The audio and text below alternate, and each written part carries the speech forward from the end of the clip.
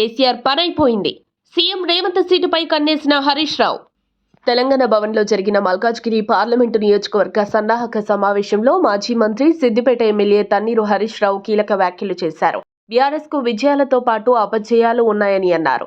2009లో మనకు 10 సీట్లే వచ్చాయని, ఇక మన పని అయిపోయిందని కేసీఆర్ కుంగిపోతే తెలంగాణ వచ్చేదాని ప్రశ్నించారు. కాంగ్రెస్ పార్టీ దొంగ హామీలతో అధికారంలోకి వచ్చిందని పేర్కొన్నారు. సీఎం రేవంత్ రెడ్డి ఎంపీగా గెలిచిన తర్వాత ఏనాడు మల్కాజ్గిరి నియోజకవర్గాన్ని పట్టించుకున్న పాపాన పోలేదని హరీష్ రావు ఆరోపించారు. రేవంత్ రెడ్డి అడ్డా మల్కాజ్గిరి పార్లమెంటు ఎన్నికల్లో మనం గెలిచి సత్తా చాటాలని బీఆర్ఎస్ శ్రేణులకు హరీష్ రావు పిలుపునిచ్చారు. కర్ణాటకలో 5 గ్యారంటీల హామీ ఇచ్చి కాంగ్రెస్ అబాసుపాలైందని ఎద్దేవా చేశారు. కర్ణాటక పార్లమెంటు ఎన్నికల్లో కాంగ్రెస్ పరిస్థితి ఘోరంగా ఉండబోతుందని సర్వేలు చెబుతున్నాయని అన్నారు ఆయన.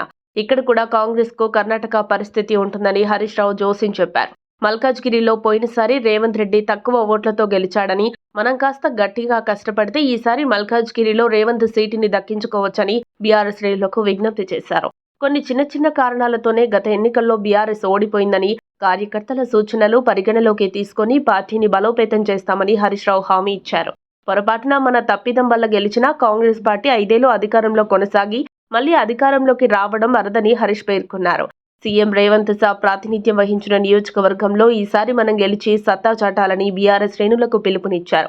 అసెంబ్లీ ఎన్నికల్లో మల్కాజ్గిరి అసెంబ్లీ స్థానాల్లో 7కి 7 సీట్లు గెలిచామని అన్నారు. ఇప్పుడు కూడా ఎంపీ సీటు గెలవాలని పేర్కొన్నారు. ఇది మనకు పరీక్షా సమయం అని, ఓటమో గెలుపో తేలిపోతుందని పేర్కొన్నారు. తెలంగాణలో కాంగ్రెస్ బీజేపీ కుమ్మక్కయ్యాయని ఆరోపించారు. ఆ 2 పార్టీల డ్రామాలు ప్రజల్లో ఎండగట్టి లోక్సభ ఎన్నికల్లో బీఆర్ఎస్ ను గెలిపించేందుకు బడా చోటా నాయకులు, కార్యకర్తలు ఇప్పటి నుంచే నడుం బిగించాలని శ్రేణులకు పిలుపునిచ్చారు. మరిన్ని అప్డేట్స్ కోసం మా కాయ్ టీవీని సబ్స్క్రైబ్ చేసుకోండి.